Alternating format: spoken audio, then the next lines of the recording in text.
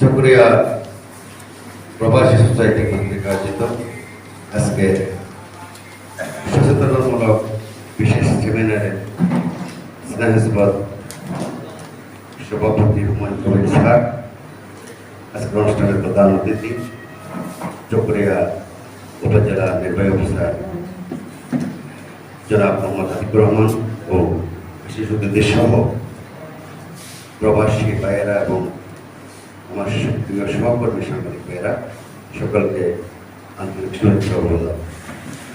আজকের এই প্রোগ্রামে এসে নিজের জীবনের অনেক বেশি আমার অভিজ্ঞতা রয়েছে। আপনারা অনেক কথা জানেন না, আমি বিগত 60টি বছর দেশের বাইরে ছিলাম। আর্থিক প্রয়োজনে না হোক, ব্যক্তিগত কারণে হয়তো দেশের বাইরে থাকা প্রয়োজন ছিল।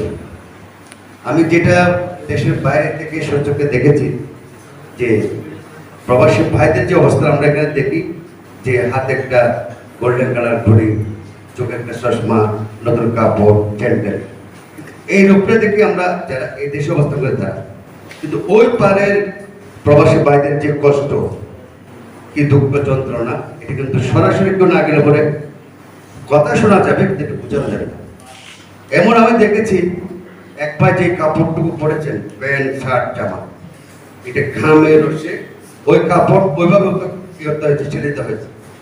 অনেক কষ্টের জীবন, অনেক কষ্টের ইতিহাস। প্রত্যেকটা পরিবারের জন্য আমাদের এই যে রেমিডেন্স যোদ্ধাদের কি ভূমিকা, সেটা একমাত্র তারাই বুঝবে যারা প্রবাসী গেছে। ধন্যবাদ জানাই অন্তত আজকে আমার অত্যন্ত স্নেহের ছোট ভাই, আমি আজকে যিনি সভাপতি হুমায়ুনকে খুব ছোট থেকে বাইরে দেখেছি। সে অনেক কষ্ট করে একটা সংগঠন খাড়া করেছে, আর অন্যান্য সংগঠন আছে। তারা সংগ্রহ করার পরে চকরিয়াতে বিভিন্ন সেক্টরে অনেক অবদান রেখেছেন, আপনারা সশস্ত্র পরিবর্তন দেখেছেন।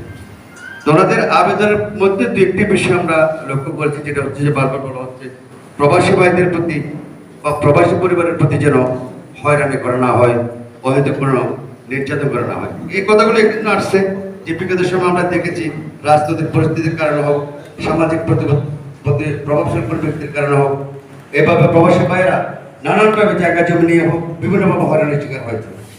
সেটা আমি বলবো ছিল প্রবাসী ভাইয়েরা এত নয়, অনেক মানুষ হয়রানির শিকার হয়েছে, আমরা হয়রানির শিকার হয়েছি। আমরা পেশায় সাংবাদিক, কিন্তু আমরা মামলার আসামি হই, আমরা 4টা মামলার কোনো আসামি আমরা চাইছি আমাদের কাছে। এই জন্য পরিবেশ পরিস্থিতির উপর বুঝে আমাদের সবকিছু সহজভাবে নিতে হবে। তবে আশার বাণী এটা, বর্তমান যে সরকার আছে, বর্তমান সরকারের দৃষ্টিভঙ্গি যেখানে প্রযোজ্য মতো আমরা কিছু দেখতেছি না।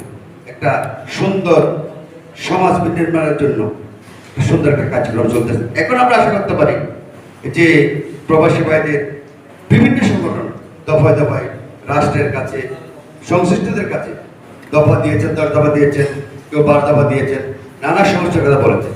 আমরা আশা করতে পারি বর্তমান সরকারের কাছ থেকে আমরা হয়তো প্রবাসীদের যে নানান অভাব অভিযোগ, যে সমস্যা, সেগুলো আমরা আদায় করে দেব। সর্বোপরি বলবো আমাদের যারা চকরিয়ার ভাইয়েরা, প্রবাসী ভাইয়েরা, আমরা আজকে যে চকরিয়া প্রবাসী সোসাইটির কথা বলতেছি, আরো কয়েকটা সংগঠন আছে। আমরা আশা করব আমাদের কার্যক্রমকে করার জন্য যে প্রবাসী সংগঠনগুলো রয়েছে সবাইকে ঐক্যবদ্ধ হয়ে একটা প্ল্যাটফর্মে আসতে হবে। প্ল্যাটফর্মে আসলে পর আমরা সংশ্লিষ্ট যারা আমাদের সরকারি বিভিন্ন পদে আছেন কর্মকর্তাদের নিয়ে আমরা সুন্দর একটা চকরিয়া আমরা বিনিময় করতে পারবো এবং আমাদের যে ইচ্ছাগুলো আমরা চকরিয়ার প্রত্যেকটা মানুষের পৌঁছাতে পারবো। সবাইকে ধন্যবাদ। আসসালামু আলাইকুম।